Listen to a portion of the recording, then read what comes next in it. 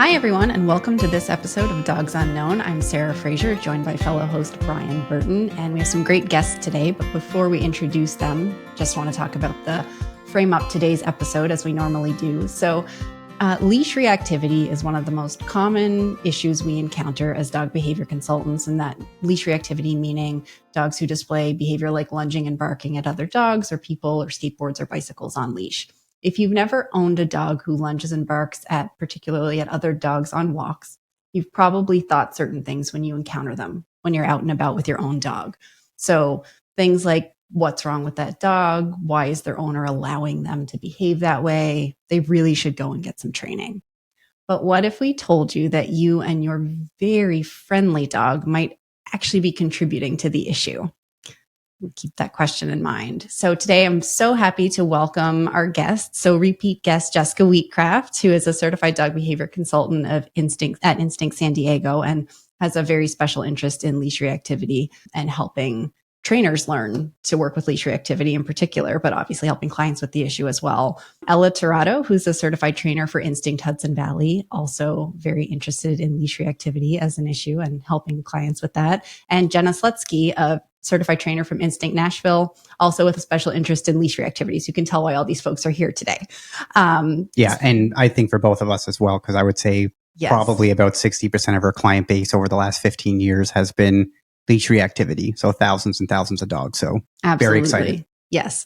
So before we get into the ways that non-reactive dogs and owners might be contributing to leash reactivity issues, let's start by clearing up just a few myths and maybe misconceptions about leash reactive dogs and their owners.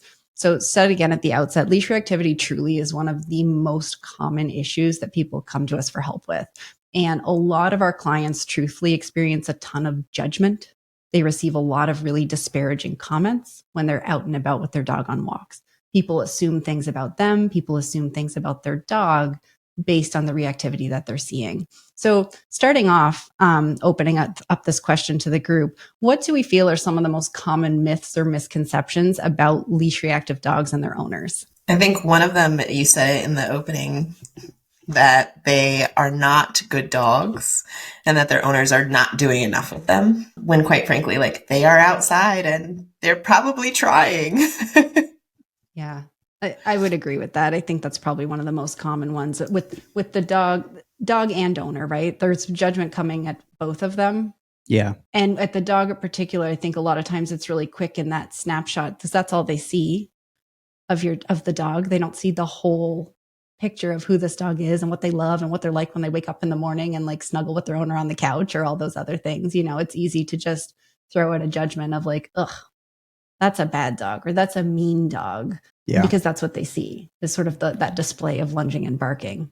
Yeah. And we'll talk more about this later too, because it's hard to tell the difference sometimes between someone who's actually working through stuff and maybe someone who is actually maybe ignoring the problem or doesn't know how to move forward. So we'll talk more about that later. So I can sort of get where that might come from, but we'll talk more about that in a bit.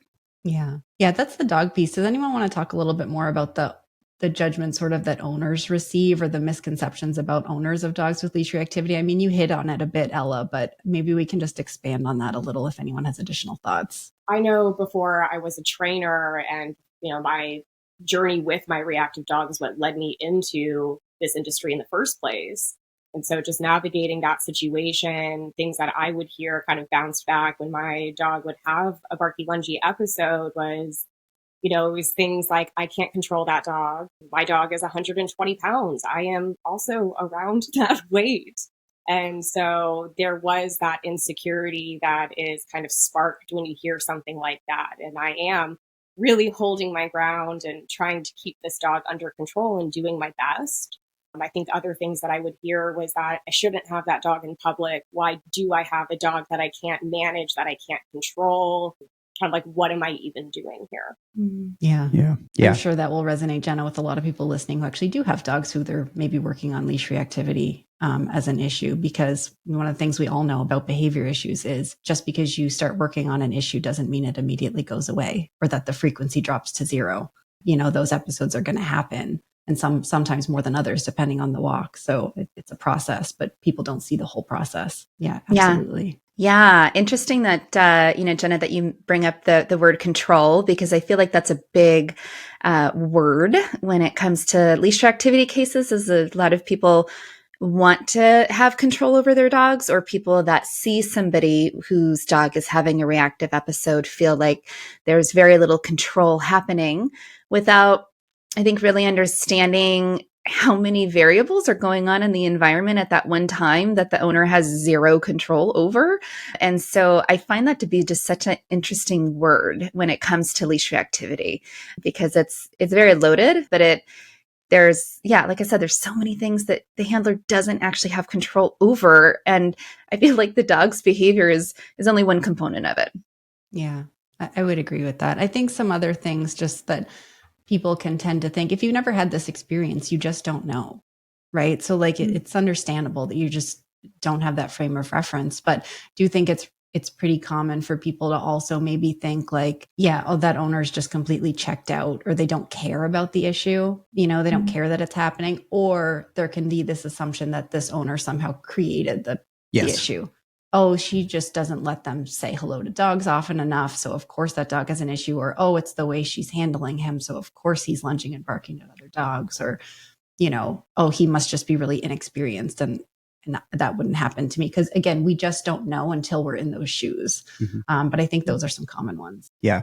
And I think, just to echo Jenna's, like back when I had Sammy a long time ago, we've talked about Sammy on a previous podcast, but he was leash reactive, and definitely got those comments. Like people, at that time, especially, like no one had any idea who I was when I had Sammy, and he lunged and barked at someone. So people would give like unsolicited advice. They would say sort of those mean things that you said, Jenna, and it can be like really deflating. And I think especially for people just sort of trying to work through it, doing their best, those unsolicited pieces of advice and comments can really land wrong, and they're probably going to land wrong. And so I think when people give that advice, it sort of falls into two buckets. I do think there are people who are legitimately trying to help, because I know we've had our clients talk to, like, they said like, oh, I saw a dog reacting, I told them to go to instinct. And you're like, well, I don't know how I appreciate the referral, but I don't know how that's going to land with someone, or if they're even looking for help or doing those things. But sometimes people are just looking to help. And so if you are one of those owners on the call, we'll talk a little bit more about that sort of as we move forward. And then I think at other times, I think it's almost like redirected aggression on the owner. Like some of the comments I think are meant to land sort of meanly. And if that's the goal, probably job well done, because it actually does hurt a lot. I think when people get those comments. And I would say sometimes those come from a place of actual fear, right? Yes. If someone really is having trouble maintaining physical control over their dog during a reaction, and they are getting really close to your dog, or they've gotten really close to you, or you're walking your child, or whatever it might be, I can see where that, again, like redirected aggression back could be, this is scary, right? Like, I feel scared. I'm going to say something to you to let some of that emotion out. But then I think there's another side that truly is just kind of judgment from a lack of understanding and empathy. Yeah. So yeah, I would agree with everything that we all sort of shared there. And I think moving on from that, if we can maybe just talk a little bit about, if what we're saying is that, hold up, most of the time, these aren't just mean dogs or bad dogs, and these aren't just irresponsible owners or, incompetent owners by any stretch of the imagination. So if we think about it though, like, what are some of the most common reasons that we see in terms of, dogs being reactive to certain things in their environment? There's so many. Yeah. Like, you want a general, like a vague or very specific example? We can do a little bit of both. Maybe we start general and then go specific. So generally, like, I would say fear or frustration, being afraid of, a man coming towards them, or getting frustrated that they cannot greet or meet something that they would consider very reinforcing. And because they are restricted on the leash, it builds up frustration, and then it starts to display in a reactive, what would look aggressive to a lot of people way. Yeah, absolutely. I would put those up there as two of the most common. I know, again, to Jessica's point, there's lots more, but Ella, I think you hit the nail on the head there with two of the most common reasons that we see. How about others? Or how about expanding on those two?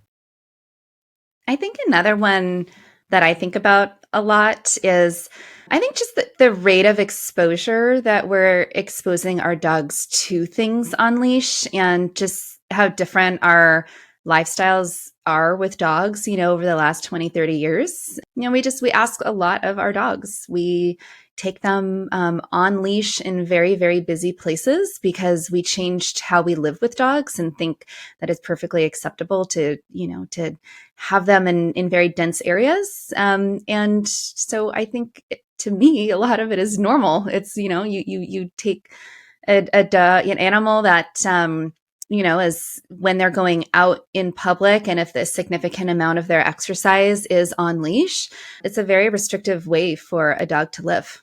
So I think that's a huge part of it is just the lifestyle that we have with dogs. Yeah, well said. And that's sort of backing up even, it's like, well, of course there may be fear or frustration if there's some of these preceding factors that are setting the stage for that to occur. Yeah.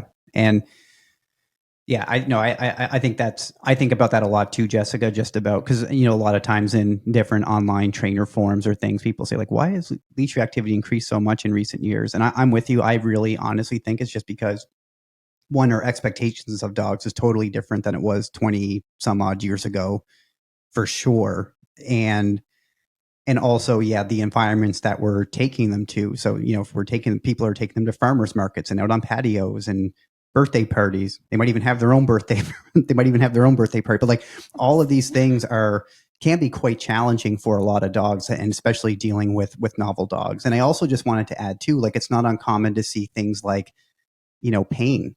So, so dogs who are, experiencing, whether maybe they have like Lyme disease, or they have a sore back, or they have hip dysplasia, or they tore their ACL recently. Like there are also physical reasons that can make dogs feel more grumpy, just like we feel grumpy if we get a little bit sore. So I think that that's one thing to keep in mind. And a lot of times that sort of plays into maybe like the fear and frustration, or can exacerbate it as well.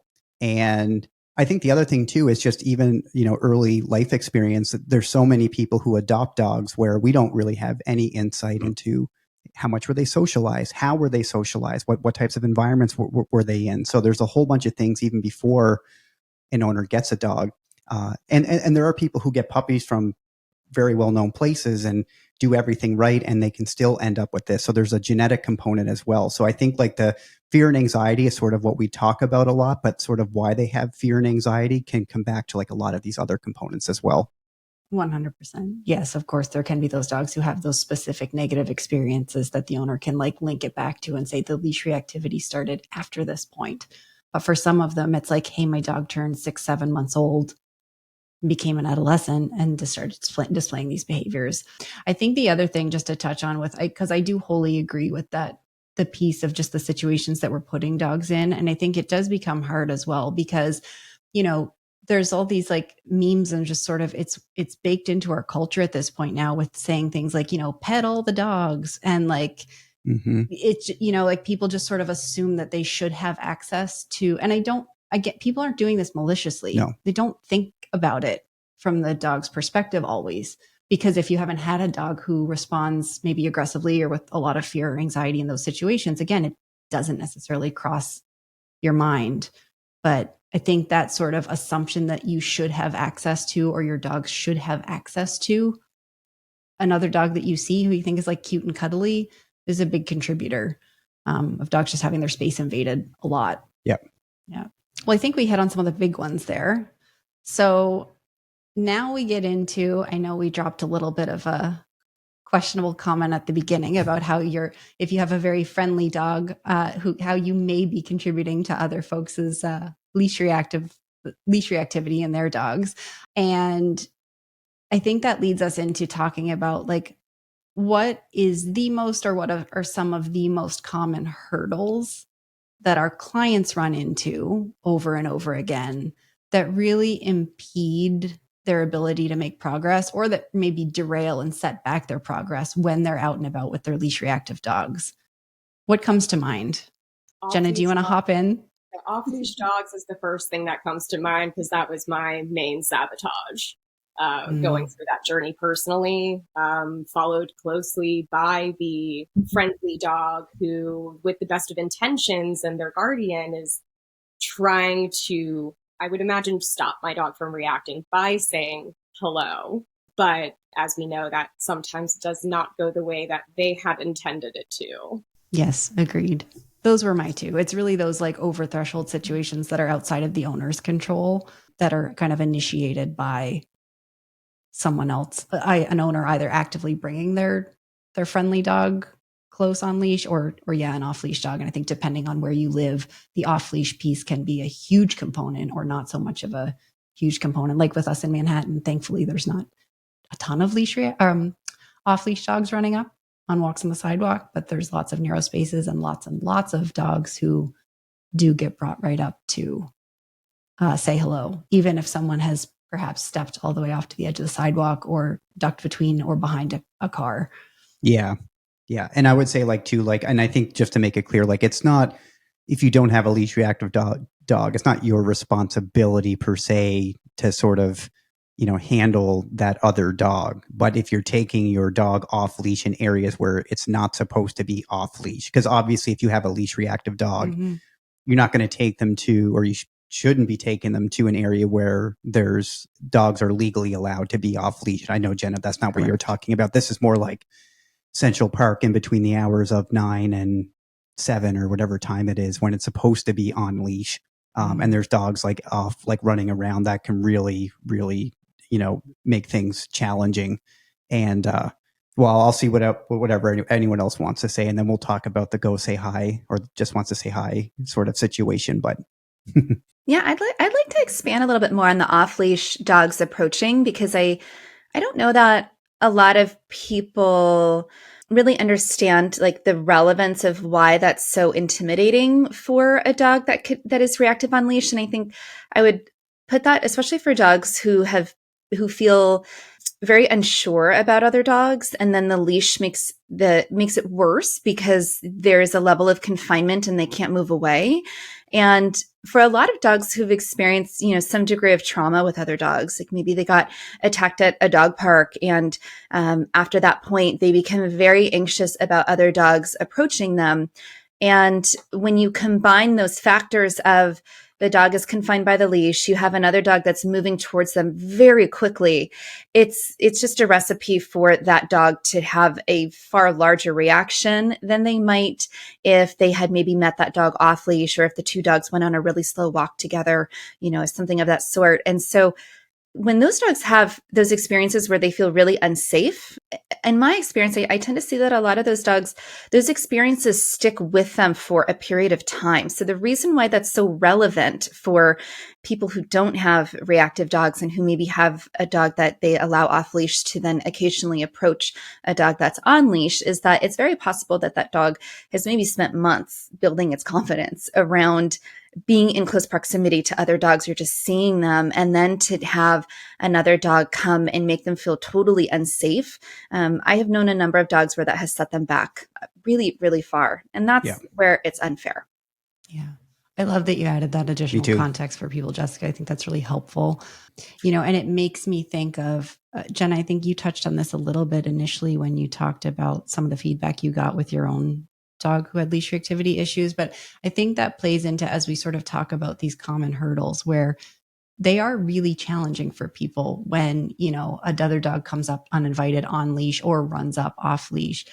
There can be that response, that sort of immediate reaction from folks who have friendlier dogs, because in some way we're saying, hey, I want you to impede some of the freedom that you give your dog, that it might be quick to respond with something like, if your dog isn't friendly or safe, they shouldn't be out on walks, or they shouldn't be out in public. So what do we say to folks in that who have that sort of thought process? Like, hey, if your dog can't handle another dog coming up to them, they shouldn't be out. Right. How do we respond to folks who have that thought?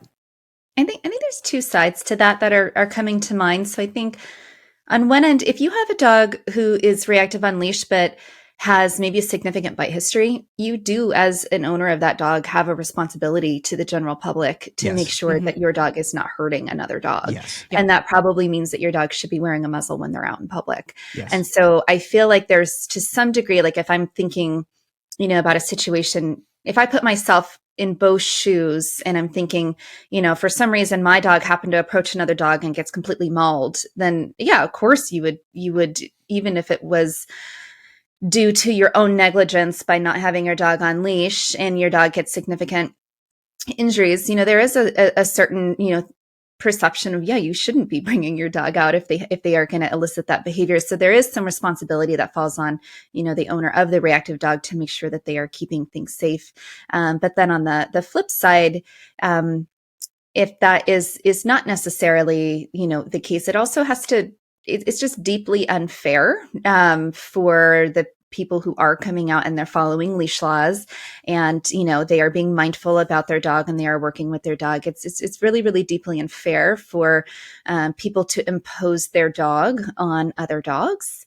And I don't know what the, exact answer would be here in terms of like what we could really say to people like that in terms of them really understanding how impactful their behavior and their dog's behavior can be on other people.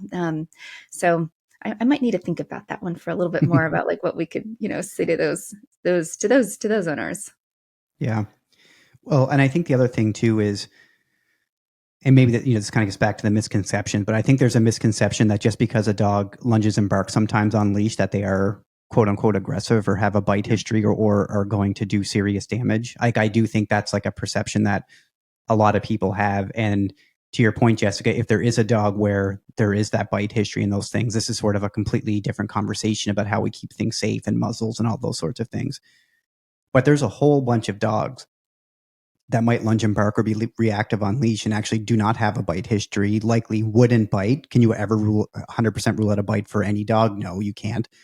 But the reality is like a lot of dogs will not do that. And if the owner's taking them into spaces where there are supposed to be leash laws, where they can reasonably create space and work with them to help them feel more comfortable. Because the reality is you probably walk by leash reactive dogs every day and you don't even know, because they're actually getting past the dog. They're pulling them off to the side and they're doing that. So like you just didn't see them on that particular day. But if you have a dog that dog finds particularly challenging, or maybe that dog had a rough day, or maybe they're a little sore, or whatever it is, there can be reasons why that reaction can actually happen. So no, like I don't think it's reasonable for us to say that dogs as a species should never bark at another dog or communicate that way. And knowing that, of course, there's like nuisance laws and everything, but like a dog doing like some rah, rah, rah, and stopping, like that to me is that's part of the deal for us to have dogs in our lives. Like they are going to sometimes bark and sometimes do things. And that's not to downplay all the safety things that we just spoke about, because all of that would have to be in play if we have a dog who has done that, or we feel like is likely that they could escalate. And that's always going to be there. But that's not most leash reactive dogs, like in my experience. So I think it's sort of an unreasonable expectation to have on dogs and owners if they're taking them to places that are appropriate to take them, and they are working to create space and to keep everyone safe. And I think those are the big things there for me, at least. Well, I think you hit on the key point there that we've all sort of been touching on, is like that statement can be true and valid in the right context and totally unfair and inappropriate in a different context. So if we're talking about like, an owner making that statement like, hey, if your dog isn't friendly or safe or comfortable on other dogs, they shouldn't be here. And they say that statement when you're in an off-leash dog park, valid. Mm-hmm. You and your dog shouldn't be here. That's not great for either of you or for the other dogs. But if it's walking down the sidewalk where there are leash laws in effect and your dog and the leash-reactive dog is being kept, maintaining their own personal space bubble and not being allowed to pull up to another dog or owner, by that account, I think it's important for us to all internalize that you nor your dog are entitled to invade the personal space of another person or another dog without their consent, period. Mm-hmm.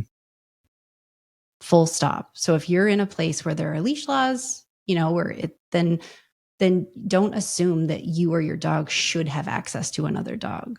Right. But if it's a place where there's off leash allowances, or if it's like a really busy, crowded, I don't know, pet store or farmer's market where there are going to be dogs there, maybe that is a valid statement. Maybe that's not a great place for your leash reactive dog to be, because that's too much. That's challenging. The environment demands a certain level of proximity that they're not okay with. Right. So I think that's, for me, that's sort of the take on that. If you've ever said that, you may have been right. You may have been wrong, depending on the situation that you're in. Yeah. Yeah. Yeah. And I do think too, like if you got into that situation though, because you just let your dog pull up to another dog, I still think regardless, and if you did what we did for a living, like you would never let your dog just pull up to another dog without asking if they're friendly. I don't, I have no idea, because I know there are dogs who might even have a bite history, but they don't react at dogs walking past, but they might get into scuffles when you come up close. And generally, again, these probably aren't people working with professionals, because they wouldn't be putting them in these situations. They're using muzzles or whatever. But you have to be really careful about the dogs that you're saying. So a quick check to say and we'll talk, I know we'll talk about this as we get a little bit further, but I do think it's important just to sort of say there, even if you think you're entitled to invade another dog's space in these public areas, for your own dog's personal safety, I would strongly recommend you at least ask someone if their dog is friendly and 100%. Wants to say hi. Yeah, 100%. And we'll definitely spend some more time on that further into the episode, but I wholeheartedly agree. So, we're saying all this with the assumption that, again, best practice is for your own dog's well-being, in addition to protecting the well-being and happiness of other dogs and owners as well, is just don't let your dog pull right up to another dog on leash, or don't go up and invite yourself to pet another dog. It's always having that sort of asking for permission. But sometimes I think also what happens is people might get themselves in a situation where they do get a little too close to a dog and owner who are working through leash reactivity issues, because they miss some of the signs and signals from the owner and from the dog that might give them hints like, oh, maybe I should give my dog a little bit more space passing by this dog. So what are some of the, pre-lunging and barking behaviors from the dog that people should look out for out on walks to spot that dog may have some reactivity issues. I should perhaps give them a wider berth. One of the things that I tend to notice first when I'm walking any of my dogs or a client's dog is the other dog will stop and stare with a stiff body and a hard stare, even if we're at a distance, and they'll be really fixated on me and my dog. Yeah. And what's tricky about that one is you actually, we always talk about bulldogs, right? Bulldogs will do that, and I have no idea if they want to throw down or if they want to have a party. I don't think that, but we've talked about this. I think it's because they don't know. They're unsure too. Yeah, but I know what that, so I just wanted to bring that up because there are dogs that see that, and I'll cross the street, and they could be completely friendly, but I cross the street because I have no idea which way that's going to go. And I love bulldogs. I absolutely, they're hilarious, but I find them really hard to read because that's sort of their approach to either greeting or getting in a scuffle. It looks very similar to me.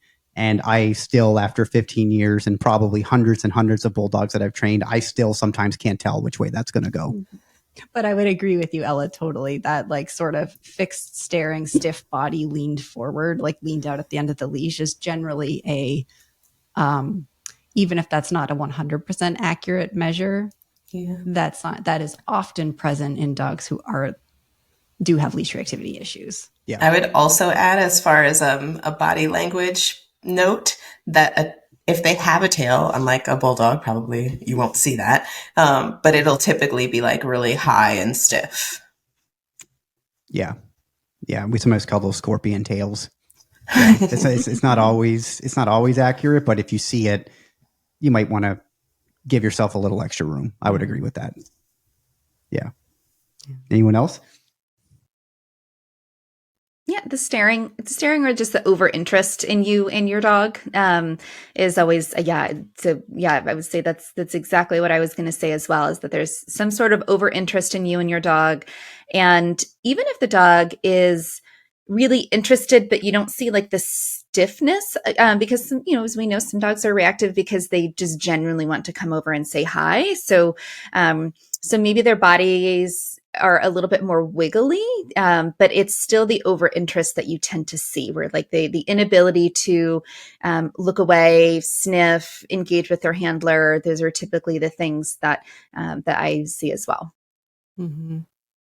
I would say another one potentially that's usually an indicator that maybe someone's done some training, but not always, is if you're approaching another dog, and like you and your dog are approaching another dog and they see you coming, and then they very obviously like turn their body away and start sniffing the ground. Mm-hmm.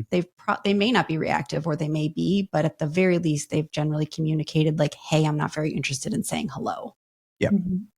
Another thing that I notice is usually the owner or the handler is trying very hard to get their engagement back from being so fixated or staring at me and my dog. So I can tell, okay, whether they're doing training, they've had done training, or they haven't, the owner is almost foreshadowing, predicting that their dog is going to react in some way that is probably not going to be a positive one for us. Yeah. Yeah. I would love to move into some of the owner behaviors, because I think those are ones that people might miss sometimes. I mean, I think we miss the dog ones as well. If anyone has other dog behaviors specific that we feel like would be really helpful for people to know, certainly share them. But also let's maybe move into some of the things that dog owners do. Well, I'll just add in one more, is also some of those dogs that hit the deck. Mm-hmm. They just they flop down and they hit, and you see puppies do it a lot sometimes, or you see dogs who are just very friendly, and that's how they get their owners to stop moving because they want to say hello. So sometimes it's okay, but there are some dogs that almost get into like pounce mode, and they do that, and then the reaction comes as the dog is walking past. So that was like the one other on the dog side that for me, if I see it, I'm usually just going to give a wide berth. Well, I think because even if the pounce is friendly, there usually is a pounce. Yes, exactly. Mm-hmm. Right. Like not always. Sometimes they do just wait there until the other dog comes all the way up, but often there's there is a pounce. Yeah. Yes, that's a good one.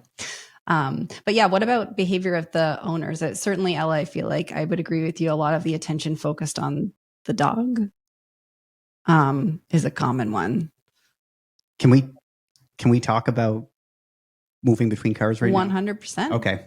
Yeah. So if you see an owner moving out in between cars, they are almost certainly trying to keep their dog from reacting. There is no reason why somebody in the middle of Manhattan goes out in between two parked cars or goes around to the other side of the car, other than they're trying to create space and maybe a visual barrier with a dog that they find really challenging. Mm-hmm.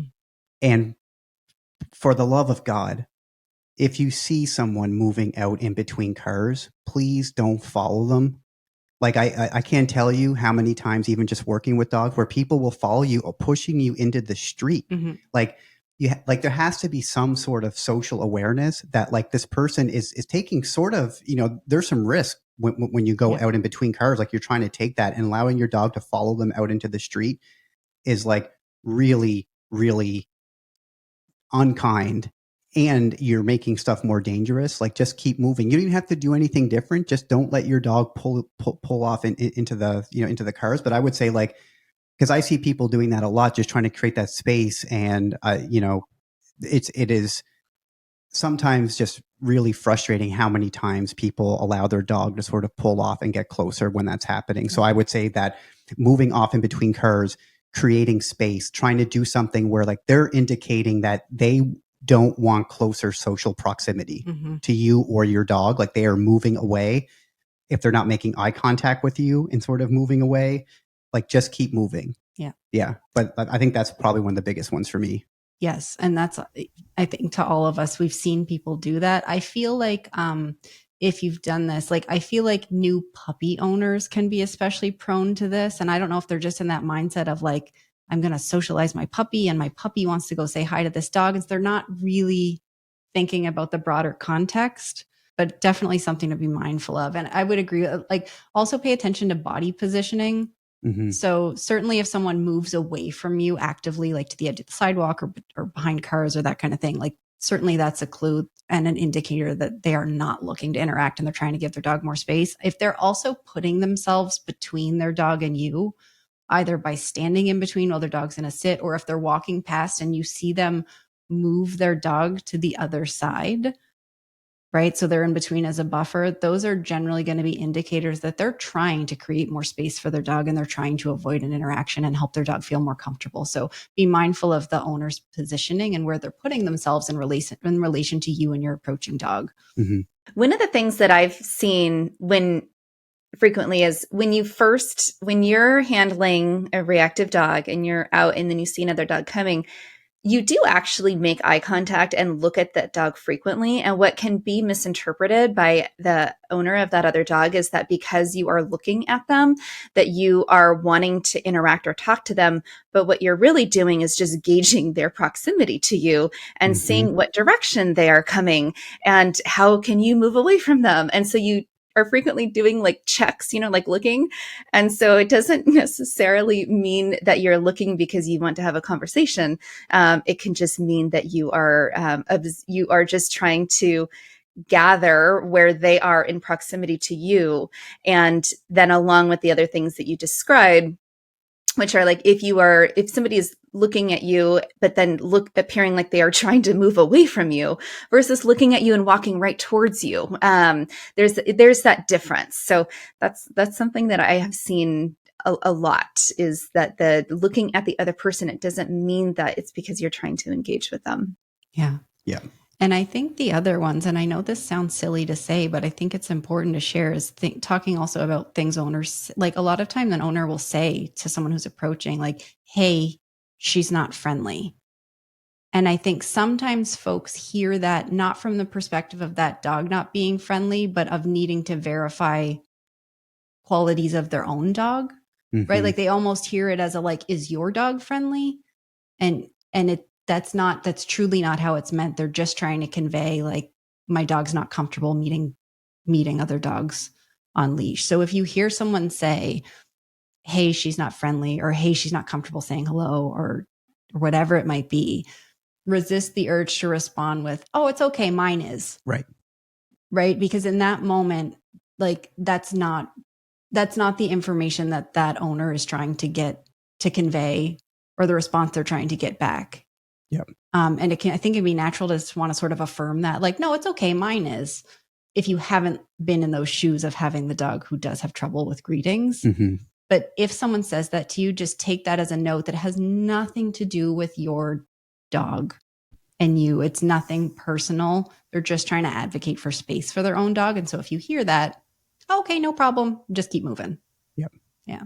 I would even add, even if you don't have a dog and they say, hey, my dog is not friendly and they need a little space, that doesn't mean like, hey, I'm a dog person, they would love me. That, yes, give them some space. Yeah. I Well, know. And it's so tempting, Ella, right? Because it's like, we all just want to form these connections with dogs. Like, we love I them. know. Like, we want to interact with them. And it's hard not to, especially if you do sort of think of yourself as someone who dogs generally enjoy being around. But respect what that owner is asking for their dog in that moment. Yeah. Yeah. I mean, sort of when people say that I'm a dog person, and they sort of just blow off like those types of things, like, they're the most likely to get bit. Like, I've seen in the past, like, because I honestly, like, and again, like, this might have been their experience because they've never been around dogs, maybe with like some of these issues or whatever, but like, they're at some of the most risk of actually putting the dog in a really bad situation. Mm-hmm. because at the end of the day, if someone's having this conversation, it's not about you. It doesn't matter who you are. That dog struggles, and that owner's going to know if you're someone that their dog should interact with or not, or if they're ready to do that. So just really take that to heart. It's not about, they're not saying it's anything bad about you, but like, it's much more complex than just who the other person is, or who the other dog is. Mm-hmm. Yeah, absolutely. I was going to say, yeah, I'm a dog person. You know, if you were truly a dog person, you wouldn't be approaching dogs that way. Trainers Right. don't do that. Dog professionals don't approach dogs that way. We allow them to come up to us. We can gauge, we can read them. And so we have a really good idea of what that dog is comfortable with. So when people say, oh, I'm a total dog person, totally agree with you, Brian. They are more at risk to get bit because they are the people that are constantly imposing themselves on dogs. Yeah. And I think it's, if you've called yourself that, like, don't feel bad. It's probably that you do really enjoy interacting with dogs. Yes. If you really love them, then just challenge yourself to take it a step forward and say, like, what does the dog want in this situation? Yeah. Right. Don't make it about yourself. Actually go that step further. And instead of just loving interacting with dogs, like, actually really love and advocate for dogs to be safe and comfortable. Yeah. You're almost there. Yeah, you are. Right. Like, it's just that extra step of starting to view things from the dog perspective and say, do I interact with them? Yes or no, based on what they want and what the owner wants. Yeah. And I think it's just, and I think the reason why there's probably a little bit of frustration in our voices is because we've had situations in the past where, like, this exact situation happened. Someone came up, said they were a dog person, or someone's friend, like, oh, all dogs like me, and they get bit. And then it's like everything's the dog's fault. Like, it all gets sort of cast back there. The dog's the one who pays for it on their terms. Now they have a bite history, or, you know, like, the owner might have to make other decisions depending on what happened. It's really, I think we always just see, like, what happens when those are ignored. And unfortunately that it always is going to fall back onto, like, you know, the dog's going to take the blame for it, regardless if the interactions were appropriate or not. And I know also, just again, we shouldn't have dogs in situations where we think they're going to bite anyways. But the reality is, it's life. Life can be quick. Life can happen. And so it's just sort of ignoring those signs or ignoring that communication can really put you in a bad position. And it really puts the owner and a dog in a really bad position that they probably wouldn't have been in otherwise. Yeah. Yep. Absolutely. Jessica, I wanted to pull out something from what you said about us as trainers allowing dogs to be able to approach us. But I've also seen that context kind of backfire, especially under the umbrella of we're dealing with, like, a frustrated dog and not necessarily a fearful dog or one we're worried about biting someone. But still, in the name of training, we might be trying to just lessen the intensity and the enthusiasm and the excitement on our dog on leash, where this approaching person sees this dog who is trying to approach them, saying, hi, hi, hi, hi, hi. And we're like, oh, for the love of my training, for the love of dog, please do not pet my dog and reinforce this. So I think taking that step back and looking through not only what that dog is doing, but again, seeing that full image of what is the person attached to this dog doing? Are they looking like they are okay with their dog having this interaction as well, is another important puzzle piece there. 100%. Yeah. Yeah, that's a great point. Because yes, there is that, frequent inadvertent reinforcement when those overexcited greeters, and then people just invade the space even faster because they're trying to help the dog because they can see that they are indeed so excited. Right, enthusiastic beings now, we're being rewarded, and I'm just on the end of the leash, like, dang it. Yeah, and really, there it's just like defer to the owner. Yes. Right. Like, so when in doubt, just ask the owner. Yeah. Like, can your dog say hi? If they say no, okay, keep moving. If they say yes, but can you wait a second or do it? Like, just follow their instructions if you really want to do it, you know? And then knowing that the dog still has veto power. So even if the owner says yes, go ahead and say hello, but the dog's like avoiding or dropping their head or turning away, like, the dog has said no. And But so I love all of those. So what we've talked all about, common misconceptions and things that sometimes we can do to put leash-reactive dogs and owners in uncomfortable situations and put our own dogs in unsafe situations. So I think now moving into sort of actionable ways that owners of non-reactive dogs, like, how can they help, knowing it's not your responsibility, right, to facilitate the learning of another dog and owner, but how can they be helpful to reactive dogs out on walks while also protecting their own dog's safety? And before we get into some of the handling measures, I wanted to talk a little bit about just being able to assess your own dog's sort of agitation factor, right? Like, how likely are they to be offensive or scary or frustrating to leash reactive dogs? And I know it varies widely, but I'm sure we all see common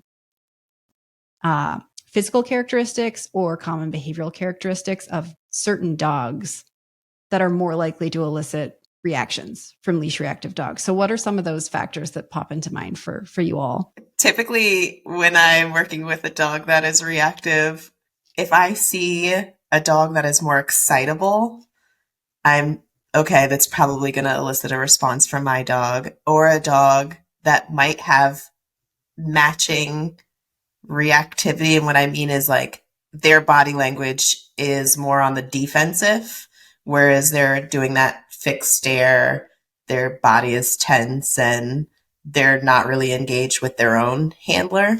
Those are the things where I'm like, all right, we're going to create a little bit more distance or we're just going to avoid them altogether.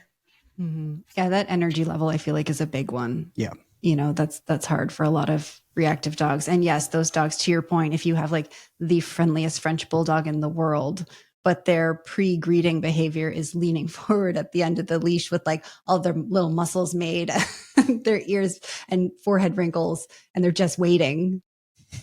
Come say hello, come say hello. Like that can still just be hard, even if the dog is friendly. Come say hello, I'm friendly. It's very fun. But yeah, because that can be like, again, like that forward, like that more forward leaning thing that you said, or it could be like you have like a big doofusy puppy, right? Who's just like lovely and friendly, but like they might not be even showing like sort of like that forward, more like bulldog type thing, but they're just really bouncy and excited. And that can happen a lot with, I know you mentioned puppies and stuff earlier, but I feel like especially some of the larger breed puppies can bring that energy that can make other dogs uncomfortable. Mm-hmm. Yeah. So behavior wise, and then what I have a whole list of kind of physical characteristics that come to mind that I feel like a lot of dogs struggle with. But what comes top of mind, Jenna, what comes top of mind for you in terms of like physical characteristics of dogs? Big pointy starey dogs. So your huskies, your German shepherds, the dogs who just, you look at them and even if they're the goofiest, derpiest dog in the world, if you catch them just staring at them, they stare, they're intimidating. And knowing that a lot of the dogs on the reactivity spectrum are having feelings about other beings staring at them, that can be problematic despite their friendly intentions or even their ability to just walk right by you. Mm-hmm. Yes, totally agree. Jessica, do you have others that pop into mind? Definitely the pointy ears. Yeah, huskies and any of the dogs that like naturally have tail carriage that naturally is higher on their bodies versus like a golden retriever where the tail is often lower. So I think that's something that perhaps owners of those sorts of breeds don't know, that when a dog is wanting to exhibit more like forward or intimidating body language, they will prick their ears forward and raise their tail over their backs. And that's actually a sign that is very intimidating for a lot of dogs. But because they naturally have pricked ears and a tail that is set that way, I mean, there's not really it's not their fault, right? But that's would be why other dogs would be more likely to react to yours, is because they're perceiving it that way. Mm-hmm. Yeah, absolutely. And then I find some dogs, certainly size, like large dogs, a lot of times other dogs just do find a little bit more intimidating naturally. And then I think sometimes too, I've seen dogs really struggle with like just the really hairy dogs too, where you can't really see their eyes depending on their cut that they have, or like, you know, and then I know size can play into that too. Like, I don't know, like a Black Russian Terrier is going to be a lot more intimidating than say like a, I don't know, 30-pound fluffy poodle mix or something. But I find sometimes that like a lot of that hair and hair covering the eyes can be challenging for dogs as well. Intact dogs, if you have one. Yes.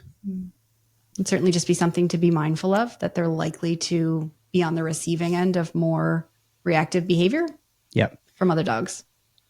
Yeah.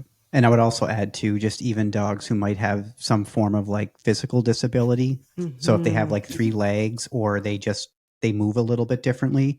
If your dog is blind. If your dog is blind. So like the dogs can, I think, perceive that as more like suspicious, out of the ordinary movement, even though that dog is just trying to get through the world.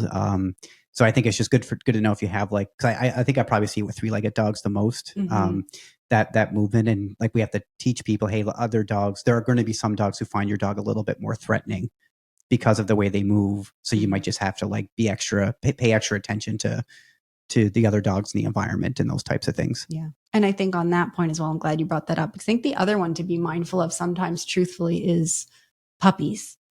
Some leash reactive dogs like puppies exclusively, right? Like they're non-threatening and they know they're puppies and they're lovely with them. But there's a whole other set of dogs who have reactivity issues who just find puppies offensive, I think, right? Like there's not a lot of social awareness there yet because the puppies are experimenting and learning. So if you have a puppy, be extra mindful about, maintaining a little personal space bubble for your puppy, because there's just a whole set of dogs who struggle with them more. Yep. Yeah.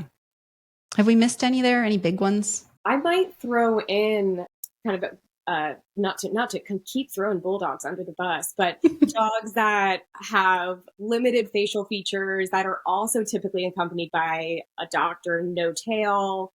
Their wrinkled faces do make it harder for other dogs to decipher what conversation they're trying to have. And then we are lacking the tail. Sometimes we have cropped ears or docked ears that kind of make that conversation between the dogs a little less fluid. An example of what Jenna is referring to, I would say, is like a pug too. Yes. Their oogly eyes and their smushy face, and the same thing with the tail. Stiff, I've seen a lot of dogs that have these particular, I've been calling it smushy face syndrome, just because a group of dogs that some is like, I can't see your face, I don't like it. Yeah.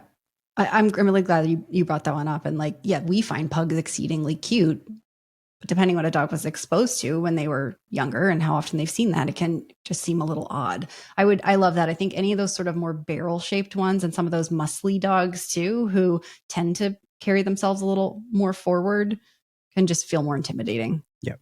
Yeah. Yeah. And again, it doesn't mean like any of this is your responsibility. It's just more like a heads up that, other dogs are going to be more likely to find your perceived threat from your dog just because of the way they look or behave, even though, again, it's not their fault. We have to understand that too. But if you know that, then paying attention to those signs and other things and just giving a little bit more of a wider berth. Yeah. And that's totally that's a kindness to your own dog, because again, over time, if your dog is in lots of situations where they end up trying to greet and they get, snarked at or barked at or snapped at, then that can contribute to them developing issues over time. So if you have a dog who's really prone to being on the receiving end of reactions from other dogs, it's really good to know that and be mindful of creating space and maybe doing some extra rewarding around dogs and being really mindful of who they say hello to and how often that happens, so that you can just protect their behavioral health on leash over the long term. Yep.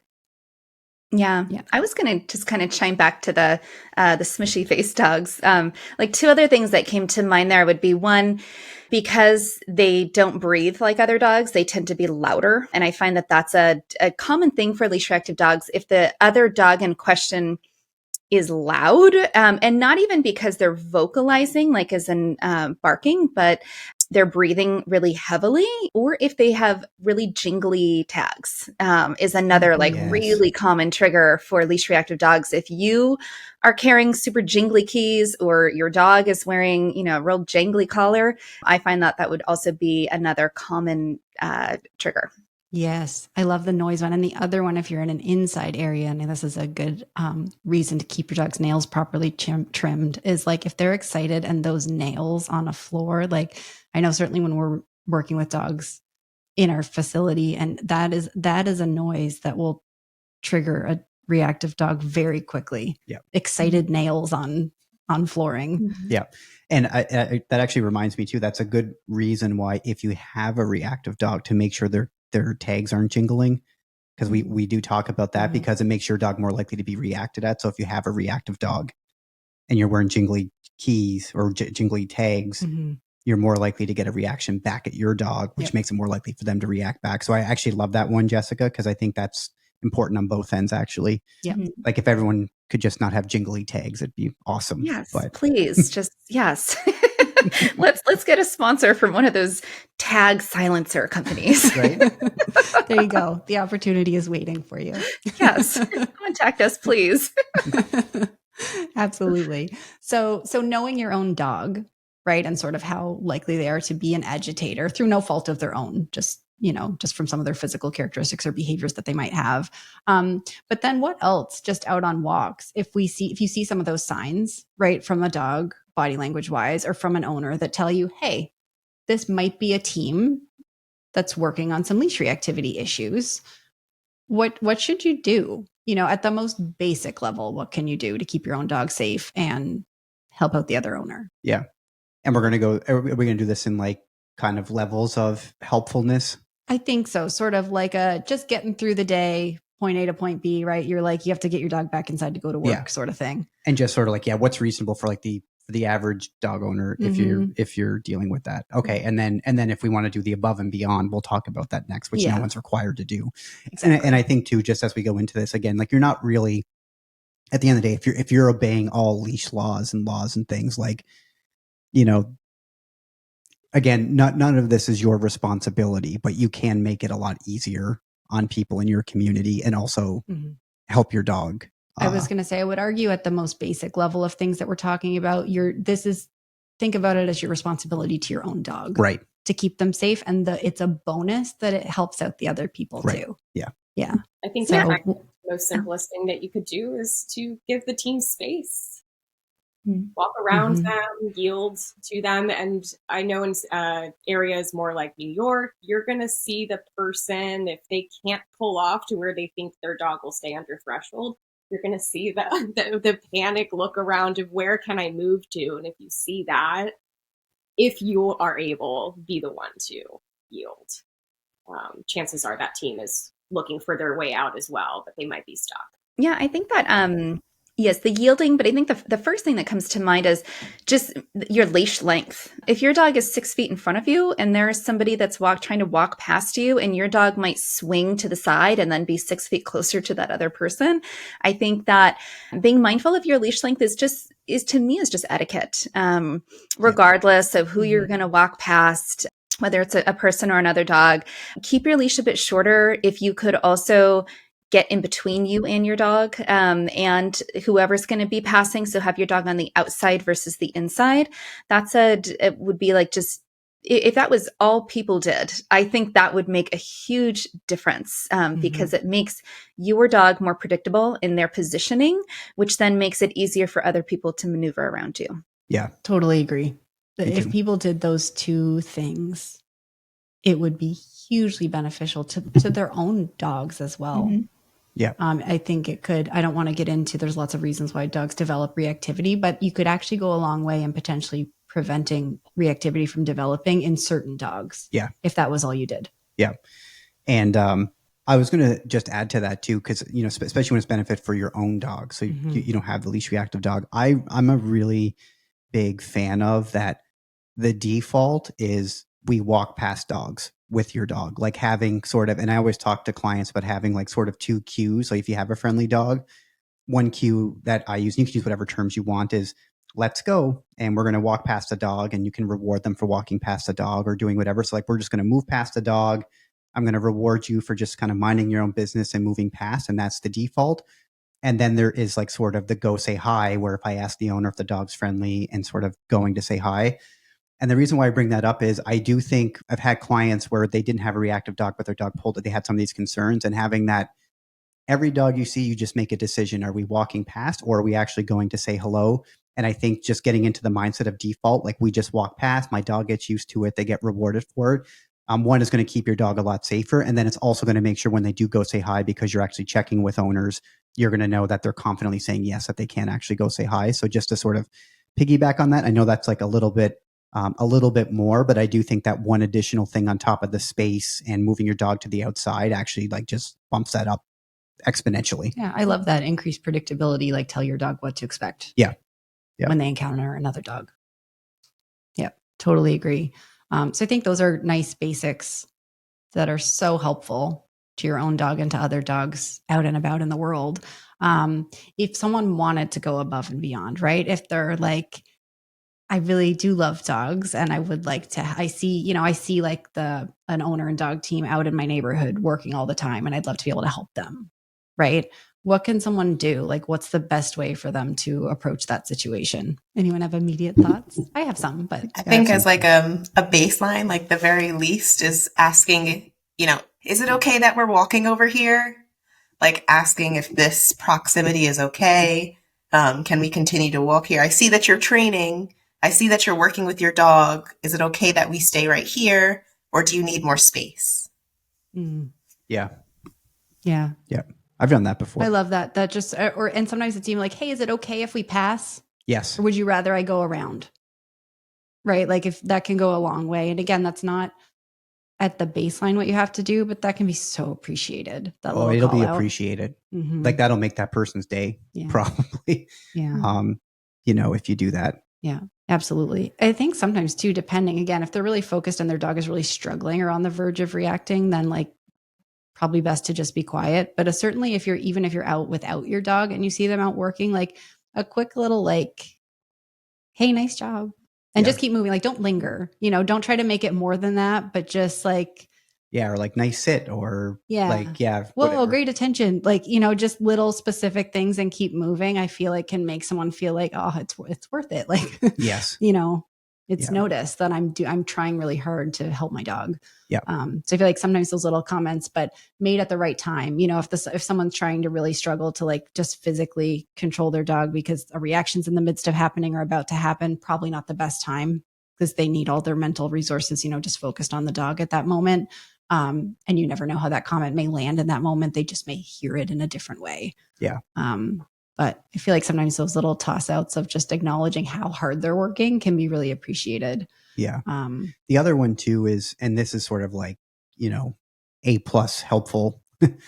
And you might have to do it when you see that these are usually going to be people right in your community, like probably on your block or very close. And you see them working on stuff. And especially if you see them like actually working and maybe making some progress, like, one of the things that we've had this happen in our instinct group, like in our client support group or, at our different locations, is just like asking someone, hey, like I see you're working on stuff. Is it safe or would you like to do like a parallel leash walk someday? Because like I do feel like that's like if you really wanted to like actually take a step further and actually because that could be so relieving for someone that they could actually maybe just go out and do a parallel leash walk. And again, it has to be safe and you have to make sure there's always going to be some risk. You'll have to ask the owner, like, is it safe to do a parallel leash walk? All those things, but hopefully that conversation will come up. But I think there's been a lot of clients where they've had people in their neighborhoods actually ask something like that because they know them outside of just seeing them with the dog or they see them in the coffee shop or whatever. That can be like, that's just like above and beyond. And like for that dog to actually just even have a friend that they can go on a parallel leash walk with without any up close interactions. And maybe it gets there, maybe it doesn't, depending on the dog. That would be sort of above and beyond. And we've seen people do that for our clients. And I know how grateful like they actually were for it. So, and I think with that, if you're doing it, is just making sure that, give that owner lots of permission to bow out and say no. Yes.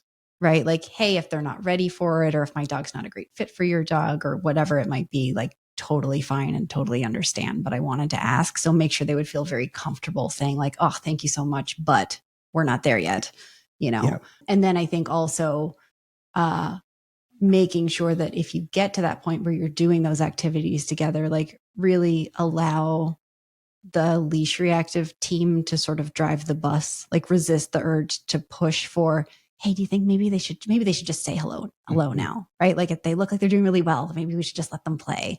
It's so tempting if you see them doing well, but let that team drive what comes next.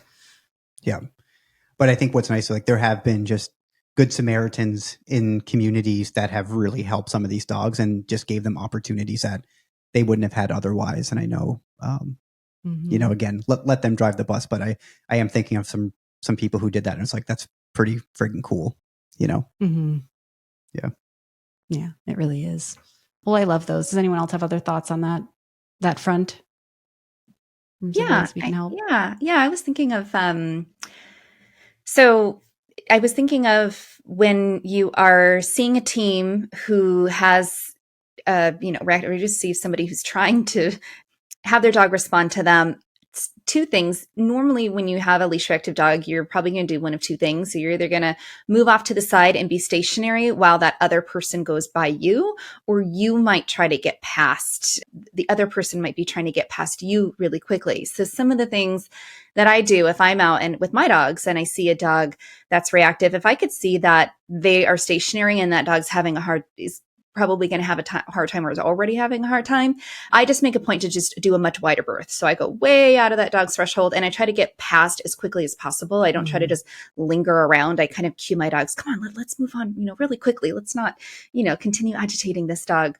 So I will do things like that. Or if I see that handler is going to want to move past me very quickly, I will actually move my dogs off to the side because it's frequently easier for a reactive dog to pass a dog that's stationary than is moving.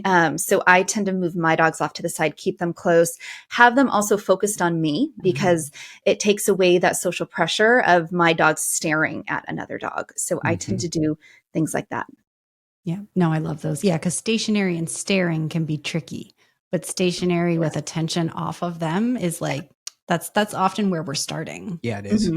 Yeah. So I love that. Those are great tips. Yeah. Good.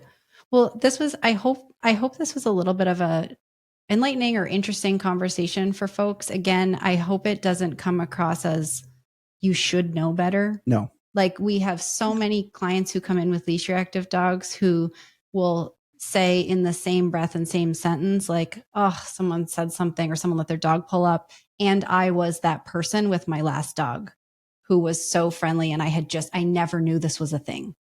And now I got this dog and I realize I was someone who did that. So there's no judgment here. We just really wanted to do this episode because it's such a common issue.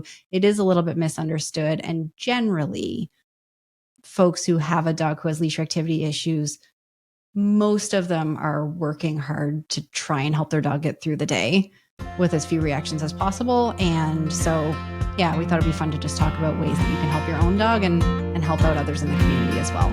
Yeah. So that's everything for our episode today. Hope it was helpful and we'll see you next time. See ya.